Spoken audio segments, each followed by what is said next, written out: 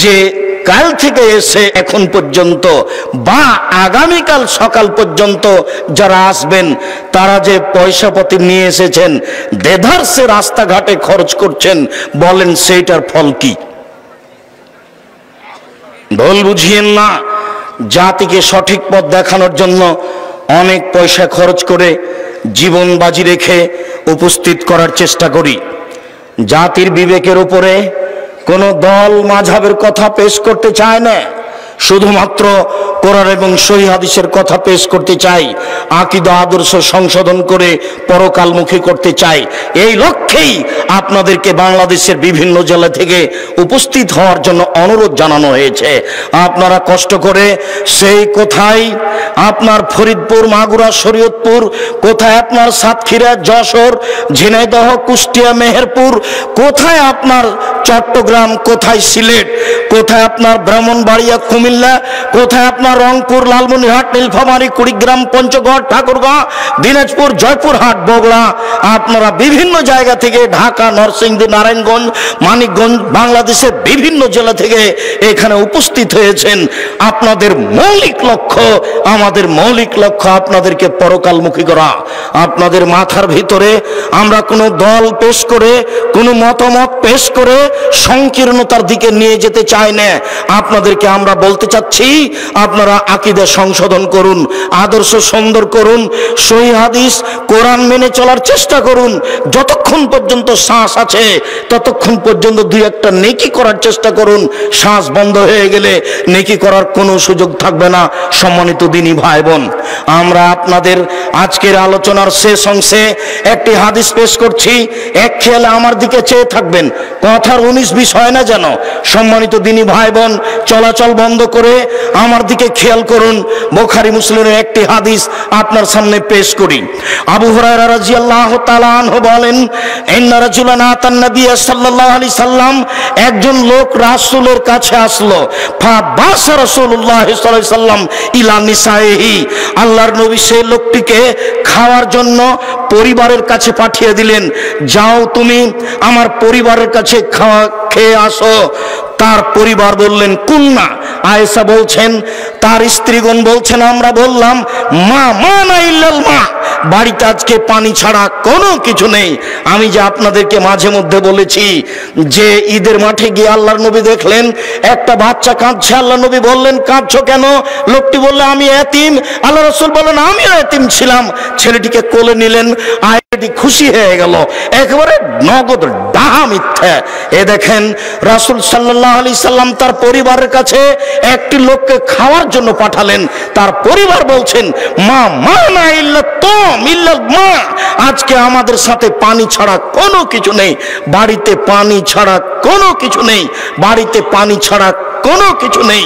তখন রাসূল সাল্লাল্লাহু আলাইহি সাল্লাম বললেন, মাইজুফা হাজা, উপস্থিত মসজিদের জনগণ শোনো, কে লোকটাকে মেহমান হিসাবে নিতে পারে?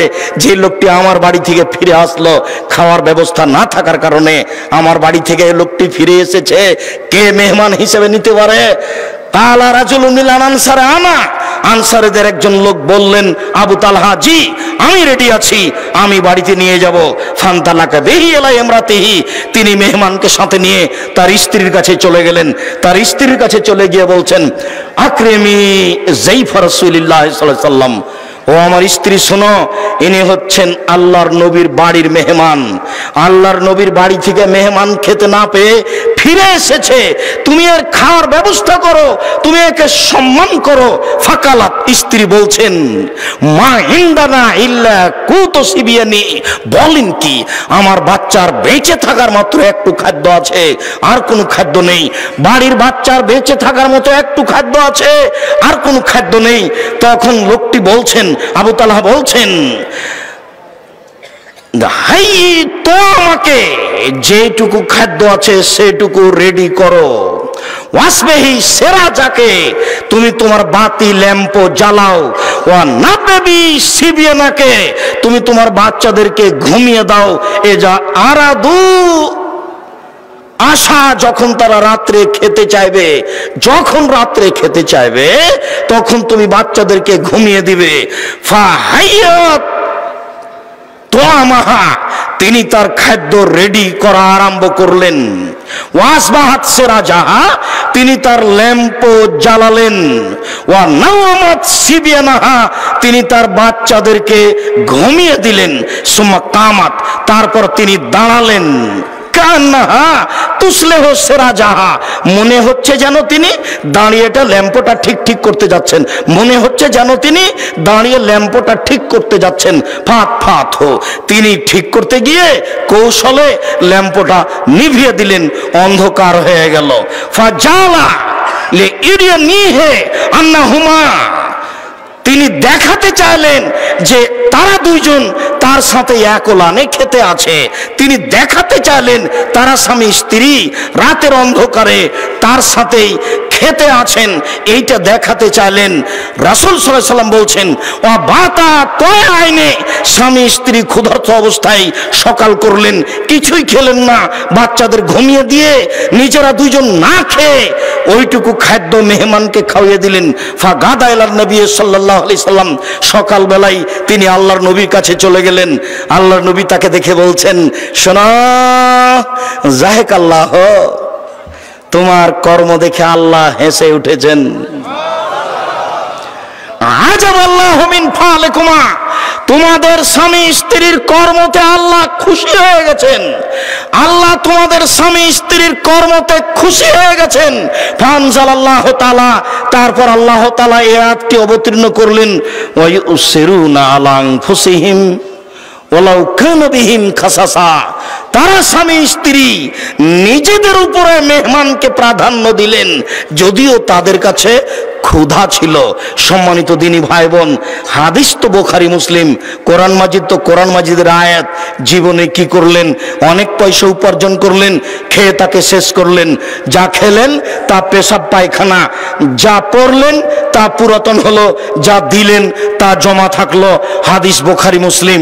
আপনাদেরকে এখানে উপস্থিত করে দান সম্পর্কে একটি গুরুত্বপূর্ণ বিষয় পেশ করে আমি বলতে চাচ্ছি, মনে রাখবেন, ইবাদতের জগতে সবচেয়ে দামি, ইবাদতের জগতে সবচেয়ে পাওয়ারফুল, ক্ষমতাধর, শক্তিশালী ইবাদত হচ্ছে দান। মর্মে বলছি যে আমি নিঃস্ব মানুষ, এক মাসের যদি বেতন আমাকে দিতে বলেন জামিয়া সালাফিয়ায়, তাহলে বাকি জীবন কাজ করলে আমি এক মাসের বেতন দিতে পারবো না।